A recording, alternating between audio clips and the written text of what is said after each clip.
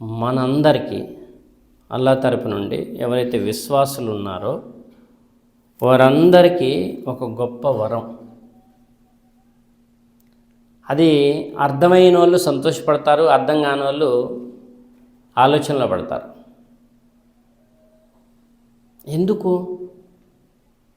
ఎందుకు అంటే ఈ భూమి ఆకాశాలని అల్లాహ్ మానవులకి పరీక్ష నిమిత్తం పుట్టించాడు. దేని నిమిత్తం? మనకి పిల్లగాళ్ళకి పరీక్షలు ఉంటాయి, కానీ మనకి పరీక్ష అంటే మాకు నచ్చట్లేదు, మాకు అర్థం కాలే, మాకు తెలియలేదు అని అంటారు. అవునా కదా? పిల్లగాళ్ళకి పరీక్షలు అంటే బడికి పంపిస్తున్నారు. 1వ తరగతి పరీక్ష ఉంది, 2వ తరగతి పరీక్ష ఉంది, 7th 10th ఇంటర్ డిగ్రీ, వాళ్ళకి పరీక్షలు ఉంటాయి. మనకి పరీక్ష ఏంటండి? మన ఇష్టానుసారం మనం జీవించాలి కానీ అని ఆలోచన అందరిలో ఉంటుంది. కానీ ఆయన అంటున్నాడు, నేను మీకు స్వేచ్ఛనిచ్చి పరీక్ష పెట్టాను. పరీక్ష కూడా ఎలా పెట్టాను అంటే భూమి ఆకాశాలలో సమస్తము వశం చేసి, ఏంటండి వశం చేసి, మళ్ళీ ఒక గ్రంథాన్ని ప్రామాణికంగా సూర్యుని కంటే జ్ఞానవంతమైన వెలుగుగా చేసి, ఒక గ్రంథాన్నే కాదు, ఇది చివరి దైవ గ్రంథం దివ్య ఖురాన్. అల్లా అంటున్నాడు, ఈ గ్రంథానికి ముందు గ్రంథాలన్నీ పంపించాను, వాటన్నింటినీ నమ్మాలి. దాంట్లో మన వాళ్ళకి పెద్ద సంశయం ఉంది. అల్లా చెప్పినా సంశయం ఉందంటే ఇక మనం చెప్తే వింటారు వాళ్ళు. పూర్వ గ్రంథాల్లో సత్యం ఉంది, ఆ సత్యాన్ని ధృవీకరించడానికి ఖురాన్ వచ్చింది. అర్థమవుతుందా? వారి గ్రంథాలను వారు చదవలసిన విధంగా చదివితే ఈ ఖురాన్ని నమ్ముతారు. 2:121 సూర బక్రాలో ఉంటుంది అని అల్లా తాలే క్లియర్గా చెప్పినా కానీ వారి గ్రంథాలను వారు చదవలసిన విధంగా చదివితే ఈ గ్రంథాన్ని నమ్ముతారని చెప్పి అల్లా తాలా చెప్పినా కానీ మనోళ్ళల్లో చాలామందిలో అవి మారిపోయినాయి. అర్థమవుతుందా? వాటిల్లో చాలా వాళ్ళు కలుపుకున్నారు, కలగాపులకం చేశారు. అవన్నీ అల్లాకి తెలియదా? అప్పటికే మారిపోయినాయి. ఖురాన్ అవతరించే నాటికే మారిపోయింది. ముగ్గురు అని అనకండి, ఇలా అనటం మానివేయండి, దేవుడు ముగ్గురులో ఒకడని కానీ ముగ్గురు కలిపి ఒకడని కానీ అలా అనకండి అని చెప్పి సూర్య ఆలి ఇమ్రాన్లో క్రైస్తవ సోదరులకు చెప్తున్నాడు. అంటే అప్పటికే వాళ్ళు కలగపలకం చేసుకున్నారు. అయినా సరే దాన్ని ఇంజీల్ గ్రంథాన్ని నమ్మాలి. అప్పుడు ఇంజీల్ అని పేరు పెట్టుకున్నారు, ఇప్పుడు బైబిల్ అని పెట్టుకున్నారు. పెట్టుకుంటే పేరు లేబుల్ ఒకటి మార్చుకొని వాళ్ళు ప్రచారం చేసుకుంటే అది దాని జ్ఞానం మనకొద్దా? అంటే వాళ్ళకి అర్థమయ్యేలా చెప్పడానికి ఆలోచించాలి. గ్రంథాలన్నీ ఇచ్చి ఎందుకు ఇది ఈ అంశం చెప్పాల్సి వస్తుంది అంటే, ఎవరైతే ఒక జాతి ఎక్కువ, ఒక జాతి తక్కువ, ఒక గ్రంథం ఎక్కువ, ఒక గ్రంథం తక్కువ, ఒక ప్రవక్త ఎక్కువ, ఒక ప్రవక్త తక్కువ అనేటటువంటి మాటలు మాట్లాడతారో వాళ్ళంటే అల్లాకి సుతారము ఇష్టం లేదు. కల్లోలం రేకెత్తించే వాడిని అల్లా తాలా శపించాడు. ఏంటండి? కల్లోలమే కదా. ఇప్పుడు నీ దగ్గరది మారిపోయింది, నువ్వు నా దగ్గరకు వచ్చేయి, అందులో అన్ని తప్పులు ఉన్నాయి, అలా చెప్పమన్నాడు. అలాగా ఆ గ్రంథంలో సత్యం ఉంది. ఎంత ఉంది సత్యం? 4 మాటలే ఉందనుకుందాం. ఆ 4 మాటలే చెప్పు.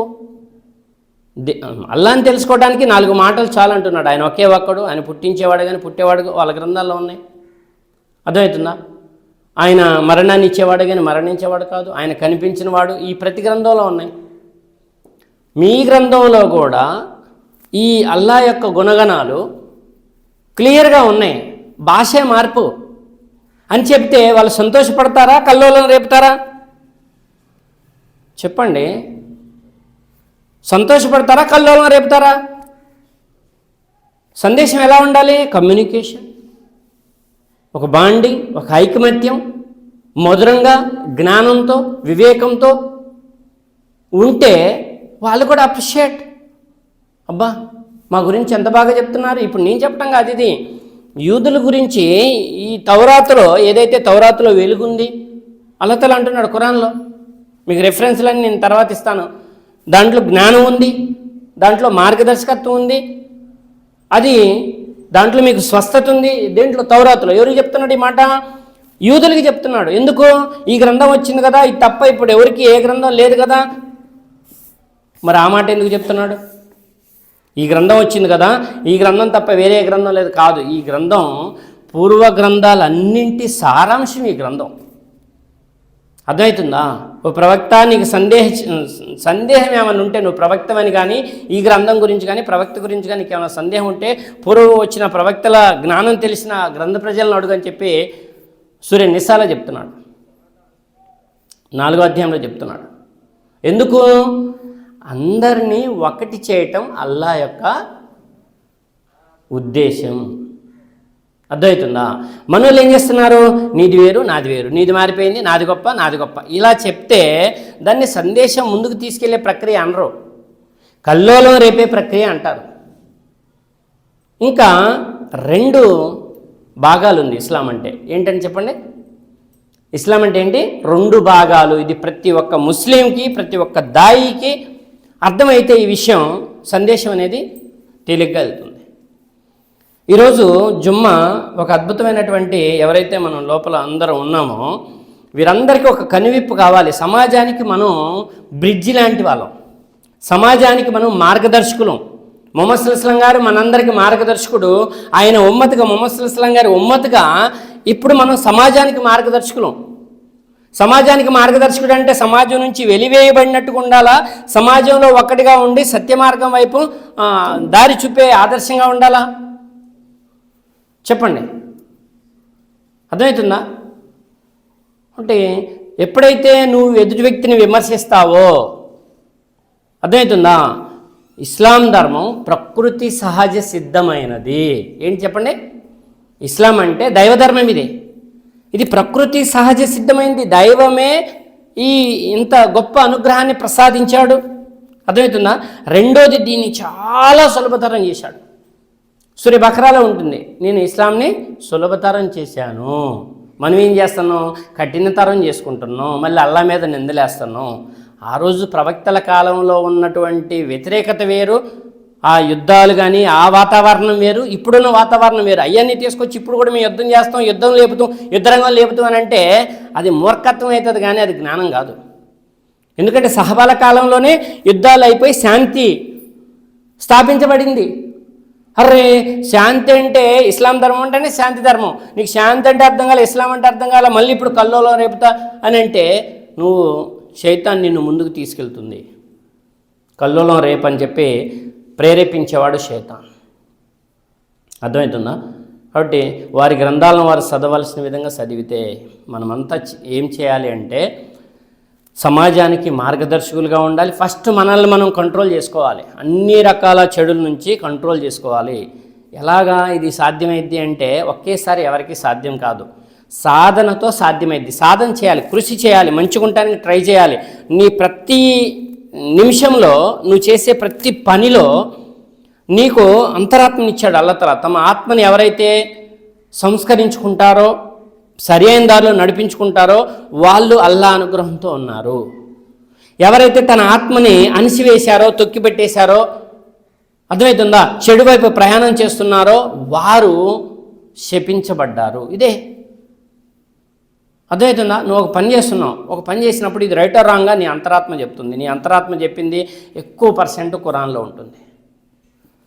మనుషుల హృదయాలలో ఖురాన్ ఉంది అల్లా అంటున్నాడు. మీకు రెఫరెన్స్ ఇస్తాను. సాయిబులకు ఒక్కరికే కాదు ఖురాను, పూర్వ గ్రంథాల్లో ఖురాన్ ఉంది, అది రెఫరెన్స్ ఉంది. పూర్వ గ్రంథాల్లో ఖురాన్ ఉంది. ఎక్కడుంది అంటే మీకు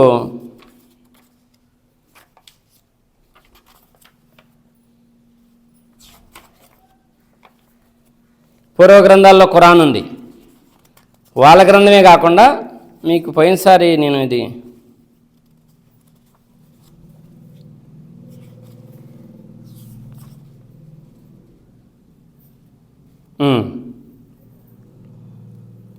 పూర్వీకుల గ్రంథాల్లో కూడా ఇది ఉన్నది. ఏంటిది? ఇది ఖురాన్ బోధన. సూర్య నెంబర్ 26 అషూరా ఆయత్ నెంబరు 196 కోట్ చేసుకోండి. ఇప్పుడు పూర్వ గ్రంథాన్ని నువ్వు ధిక్కరిస్తున్నావు అంటే ఖురాన్ని ధిక్కరించినట్టే. ఖురాన్ అంటే 6236 ఆయతులు ఉన్నటువంటి ఓన్లీ ఇదే ఖురాను, దీని నుంచి చెప్పాలని అంటాం అజ్ఞానం అవుతుంది. ఇది సిద్ధాంతం, ఫార్ములా. ఏ కాలంలోనైనా, ఏ ప్రదేశంలోనైనా, ఏ జాతిలోనైనా దీన్ని అప్లై చేయటానికి సులువుగా అల్లతల ఇచ్చినటువంటి గొప్ప జ్ఞానకాంతివంతమైనటువంటి గ్రంథం ఇది. భూమండలం మొత్తం, ప్రపంచం మొత్తం ఉంది. సూర్యుని వెలుగు కంటే ఎక్కువ జ్ఞానం ఈ గ్రంథంలో ఉంది. అర్థమవుతుందా? కాబట్టి ఈ గ్రంథం, ఈ ఖురాన్ ఎక్కడుందా అంటే పూర్వ గ్రంథాల్లో కూడా ఉంది. దాని సారాంశం అని చెప్పడమే కాకుండా, అర్థమవుతుందా, ఈ ఖురాన్ పూర్వ గ్రంథాల్లో కూడా ఖురాన్ ఉంది అని చెప్తున్నాడు. ఇంకా మీకు 20వ అధ్యాయం సూర తాహా 133వ వచనంలో ఖురాన్కు పూర్వ గ్రంథాల్లోనే సమస్త బోధలు గల స్పష్టమైన నిదర్శనం అంటే ఖురాన్. అంటే మక్కా వారి వద్దకు రాలేదా? అదవుతుందా? వాటన్నింటిలో ఏదైతే సన్మార్గం ఉందో ఆ సన్మార్గాన్ని చూపించడానికి ఆ గ్రంథాల్లో జ్ఞానబోధని అన్నింటి సారాంశాన్ని తీసుకొచ్చి ఈ యొక్క ఖురాన్గా చేయటం జరిగింది. కాబట్టే ఆనాడు యూదులు యాక్సెప్ట్ చేశారు. వేల మంది యూదులు ఇది సత్యధర్మం, ఇది మా గ్రంథాన్ని కూడా ధృవీకరిస్తుంది, మా గ్రంథం ఏదైతే దైవం ఒక్కడే అని చెప్తున్నాడో, అల్లా ఒక్కడే అని చెప్తున్నాడో, వాళ్ళ భాషలో యూద భాషలో ఏదైతే దైవాన్ని అంటారో అది సమాంతరంగా ఉంది. కాబట్టి వాళ్ళందరూ ఒప్పుకొని ముహమ్మద్ సల్లల్లాహు అలైహి వసల్లం గారిని అనుసరించారు, శాంతి ధర్మాన్ని స్థాపించారు. అర్థమవుతుందా? ఇప్పుడు ఏం చేయాలి మరి? ఇక్కడ మనం ఇండియాలో ఉన్నాం. ఈ యూద ధర్మం తీసుకొచ్చి, తౌరాత్ తీసుకొచ్చి హిందువులకు చెప్తామా? హిందూ సోదరులకి సందేశం అందించాలంటే ఇక్కడున్న ప్రవక్తల లేకుంటే యుగ పురుషుల వాళ్ళల్లో తౌహీద్, ఏకదైవారాధన ఏదైతే ఉందో ఏకదైవారాధన స్థాపించటమే గ్రంథాలన్నింటి యొక్క లక్ష్యం. ముహమ్మద్ సల్లల్లాహు అలైహి వసల్లం గారితో పాటు ప్రవక్తలందరి లక్ష్యం ఏకదైవారాధనని స్థాపించటం, శాంతి ధర్మం అదే, దాని మీద నడవటమే అసలైనటువంటి దైవ ధర్మం, మానవుడి బాధ్యత, మానవుల విధి అని చెప్పాలి. దీనివల్ల లాభం ఏంటి? లాభం లేకుండా మనం ఏ పని చేయం. చేస్తారా ఎవరైనా? లాభం లేకుండా ఏ పని చేయం. దీనివల్ల లాభం ఏంటి అంటే స్టార్టింగ్లో చెప్పాను, ఈ మానవ జీవితం పరీక్షా జీవితం. అర్థమవుతుందా? పరీక్షా జీవితం. ఈ పరీక్ష ఏంటి? పరీక్ష మాకు అర్థం కాలే. ఒకసారి చెప్పండి, అట్లా అడిగే వాళ్ళు ఎవరైనా ఉన్నారా? ఏంటి పరీక్ష? మాకు అర్థం కాలే. ఏంటి పరీక్ష అంటే నీకు ఇవ్వబడిన శరీరం పరీక్ష. జాగ్రత్త గమనించండి. నీకు ఇవ్వబడిన శరీరం పరీక్ష. శరీరం నీది కాదు. నిన్ను 2 కాళ్ళు లేనోడుగా, 2 కళ్ళు లేనోడుగా, 2 చేతులు లేనోడుగా, అసలు మెదడే లేని పిచ్చోడుగా పుట్టించాలి అంటే నీ చేతిలో లేదు, మీ అమ్మ చేతిలో లేదు, మీ నాన్న చేతిలో లేదు. అది ఎవరి చేతిలో ఉంది? అల్లా చేతిలో ఉంది. ఇప్పుడు చెప్పండి, మీకు మెదడిచ్చిన వాడు మెదడిచ్చి పరీక్షిస్తున్నాడు, కళ్ళిచ్చి పరీక్షిస్తున్నాడు, 2 చేతులు ఇచ్చి పరీక్షిస్తున్నాడు, 2 కాళ్ళు ఇచ్చి పరీక్షిస్తున్నాడు. ఎవరు? సాయిబుల్ దేవుడా? కాదు. అల్లా అంటే సాయిబుల్ దేవుడు ఎంత మాత్రం కాదు. అల్లా అంటే భూమి ఆకాశాల యజమాని. ఇతర గ్రంథాల్లో కూడా వారి యొక్క మాతృభాషలో సృష్టికర్త అయిన దైవాన్ని ఏ భాషలోనైతే పిలుస్తారో ఆయన్నే దైవంగా ఒకే ఒక్కడిగా నమ్మాలి. ఆయనే ప్రతి మానవుడికి శరీర భాగాలని ఇచ్చి డబ్బులు తీసుకున్నాడా? ఇప్పుడు కన్ను పోయిందండి, ఎగ్జాంపుల్కి మీకు దేవుడిచ్చిన కన్ను పోయింది, కన్ను మొత్తం దెబ్బతిన్నది, మొత్తం ఇంకొక కన్ను వేసే అవకాశం ఉందంట. హాస్పిటల్లో ఫ్రీగా కన్నేస్తారా? మీకు వేస్తారా? ఎవరో దానం చేసిన కన్నే, మళ్ళీ వాళ్ళు సృష్టించింది కూడా కాదు, ఎవరో దానం చేసిన కన్నే. అది వేయాలంటే కూడా డబ్బులు తీసుకుంటారు. మరి అలాగే మీకు 2 కాళ్ళకి దేవుడికి డబ్బులు ఇచ్చారా మీరు? 2 చేతులకి అల్లాహకి డబ్బులు ఇచ్చారా మీరు? 2 కాళ్ళకి అల్లాహకి డబ్బులు ఇచ్చారా మీరు? మెదడు ఎంత ముఖ్యమైందో తెలుసా? మెదడు ఎంత స్ట్రాంగో, ఎంత ముఖ్యమో, ఎంత ఇంపార్టెంటో ఆ మెదడుకి ఈ ఏదైతే చెప్పుందో స్కల్ అంటారు, ఎంత ప్రొటెక్షన్ ఇస్తుందో తెలుసా? ఆషామాషి కాదు. పరీక్ష అంతే ఉంది, అనుగ్రహాలు అంతే గొప్పగా ఉన్నాయి.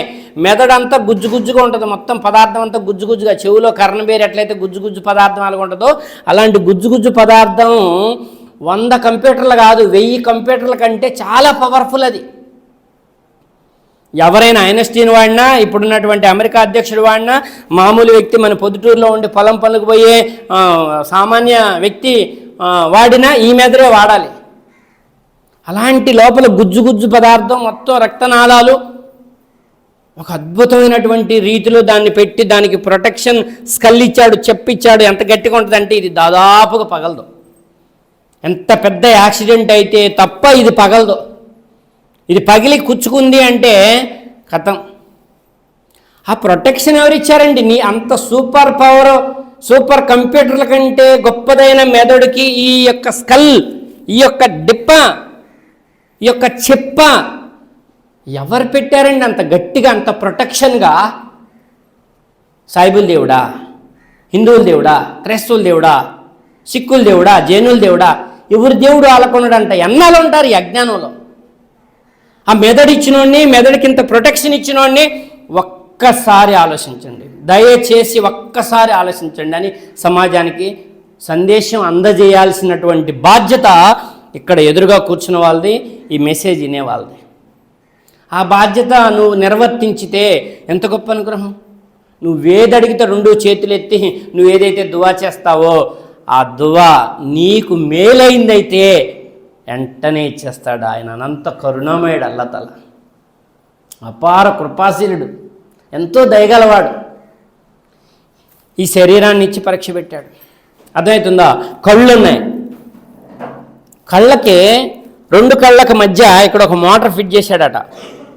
ఇలా చెప్పుకుంటూ పోతే ఎంత మనం గంటల తరబడి చెప్పినా కానీ ప్రసంగం అయిపోదు.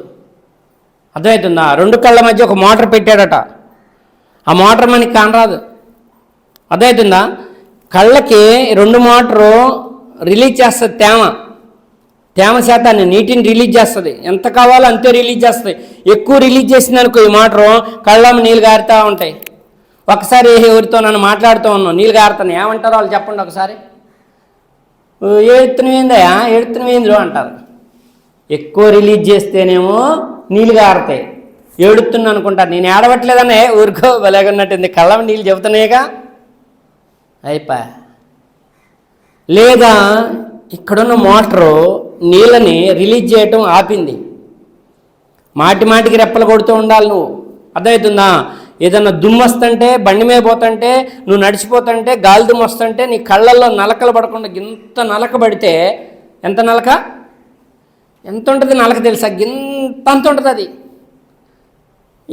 ఎంత అంటే ఆవగింజలో పావంతు కూడా ఉండదు అది. ఆవగింజ ఎంత ఉంటుంది? గింతే ఉంటుంది. ఆవగింజలో పావంత ఉంటుంది, కంటిలో పడది. గిలగిల గిలగిల గిల కొట్టి అబ్బా కంటిలో పడది. ఆ పడకుండా ఇన్నిసార్లు ఈ రెప్ప నిన్ను కాపాడుతుంది, నీ కంటిని కాపాడుతుంది. కన్ను ఇచ్చినవాడు ఆయనే. ఆ కంటిని కాపాడటానికి రెప్ప ఇచ్చినవాడు ఆయనే. సాయిబులకి ఒక్కరికి కళ్ళునే ఏంది? హిందువులకి చూడగలిగే ప్రతి జీవికి కన్ను ఇచ్చినవాడు, ఆ కన్నుని కాపాడటానికి రెప్పని తోడవటానికి ఇచ్చినవాడు. రెప్ప తోడుస్తూ ఉండాలి, తేమ రిలీజ్ చేస్తూ ఉండాలి. ఆ తేమ ఆపిందనుకో ఈ మోటారు, కళ్ళు ఎర్రగా దొబ్బల్లాగా అయిపోతాయి. ఎలా అయిపోతాయి? ఎర్రగా దొబ్బల్లాగా అయిపోతాయి. కోపంగా ఉన్నట్టు ఉంటుంది. కళ్ళు ఎర్రగుంటే ఏమవుతుంది? కోపంగా ఉన్నది. ఏంది అంత కోపంగా ఉన్నది, నా మీద ఏంది నీకు కోపం అని అంటూ ఉంటారు ఎదురుగా ఉన్న వాళ్ళు, వినేవాళ్ళు. లేదు కోపం లేదు, ఊరుకో నీ కళ్ళు చెప్తున్నాయి. మోటారు రిలీజ్ చేయటం ఆపింది, వాటర్, నీ కళ్ళు ఎర్రగా అవుతాయి. ఎవరండి ఆ మహాశక్తివంతుడు, ఆ మహాజ్ఞానవంతుడు, ఆ మహావివేకవంతుడు నీ 2 కళ్ళ మధ్య ఒక మోటార్ ఫిట్ చేసి 2 కళ్ళల్లో తేమని బ్యాలెన్స్ చేసేటటువంటి మహత్తర వివేకవంతుడిని తెలుసుకోకపోతే కళ్ళుండి గుడ్డివాడివి. కళ్ళిచ్చి పరీక్షిస్తున్నాడు, మెదడిచ్చి పరీక్షిస్తున్నాడు. చేతులు పని చేసుకోవడానికి నీకు 2 చేతుల్లో పత్తి తీయటానికి పో.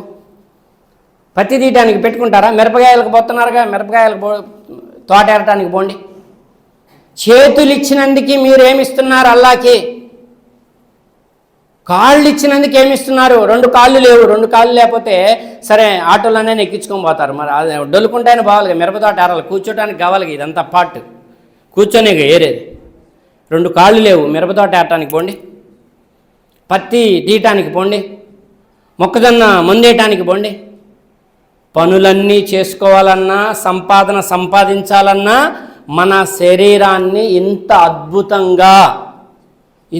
అద్భుతంగా మలిసి మనకి వశపరిచిన మహాశక్తిమంతుడు అల్లాహ్ సుబ్హానహు వ తఆలా. ఎన్ని సంవత్సరాలు ఇంటే అర్థమవుతుంది? ఎన్ని సంవత్సరాలు ఇంటి అర్థమవుతుంది, ఎన్నిసార్లు ఇంటి అర్థమవుతుంది, ఎన్నిసార్లు అయినా అర్థం కాదు, ఎన్ని సంవత్సరాలు అయినా అర్థం కాదు. ఒక్కసారి ఆలోచించితే అర్థమవుతుంది. ఇది నిజమని ఒప్పుకోవడానికి నీకు 2 నిమిషం చాలు. అల్లా ఒక్కడే సృష్టికర్త. అల్లా అంటే సాయిబుల్ దేవుడు కాదు. అన్ని గ్రంథాల్లో వారి వారి మాతృభాషల్లో సృష్టికర్తగా పరిచయమైన వాడే, అన్ని గ్రంథాల్లో పరిచయమైన వాడే ఆ దైవం ఒకే ఒక్కడు. ఆయన అరబీ భాషలో చెప్తే అల్లా అంటారు. ఇంకేం పరీక్ష పెట్టాడు? శరీరమే ఇంత గొప్పగా ఉందే, ఇంకేం చెప్పింది నేను? ఓన్లీ మెదడు, కళ్ళు, కాళ్ళు, చేతులే చెప్పా. ఇంకేమేమి ఉన్నాయి? చాలా ఉన్నాయి. లోపల గుండె ఉంది. ఒక రైలు ఇంజిన్ కూడా పనిచేయదంట. అంత పనిచేసి రక్తాన్ని పంపు చేస్తుందంట ప్రతి పార్ట్కి. అది ఎప్పుడు స్టార్ట్ కావాలో అల్లా తాలా డిసైడ్ చేశాడు. అది ఎప్పుడు ఆగిపోవాలో అల్లా తాలా డిసైడ్ చేశాడు. నీ మాట వింటదా గుండె? వింటదా? నా మాట వింటదా? ఇంకొక అద్భుతం చెప్పనా? కళ్ళు చూడటానికి ఇచ్చాడు. ఆ కళ్ళకి ఆ పరీక్ష పెట్టింది ఆయనే. కానీ చూడగలిగే స్వేచ్ఛ నీకు ఇచ్చాడు. నువ్వు మంచి చూడు, చెడు చూడు, నీ కళ్ళు నీకు సహకరిస్తాయి. కానీ మెదడును, అంతరాత్మ, నువ్వు చెడు చూస్తుంటే నువ్వు చెడు చూస్తున్నావు, తప్పు, పాపం అని నీ అంతరాత్మ నిన్ను హెచ్చరించడానికి ఒక స్కానర్ పెట్టాడు.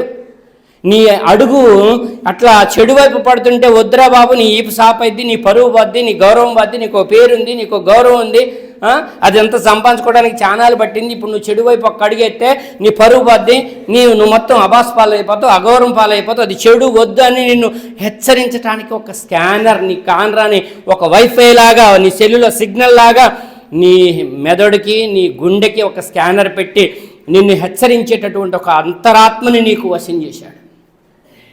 ఎవరికైనా హెచ్చరించిద్ది. హిందువులకైనా, క్రైస్తవులకైనా, మనిషి అన్న ప్రతి ఒక్కరికి, జ్ఞానం ఉన్న ప్రతి ఒక్కరికి ఈ అంతరాత్మ హెచ్చరించుతూ ఉంటుంది.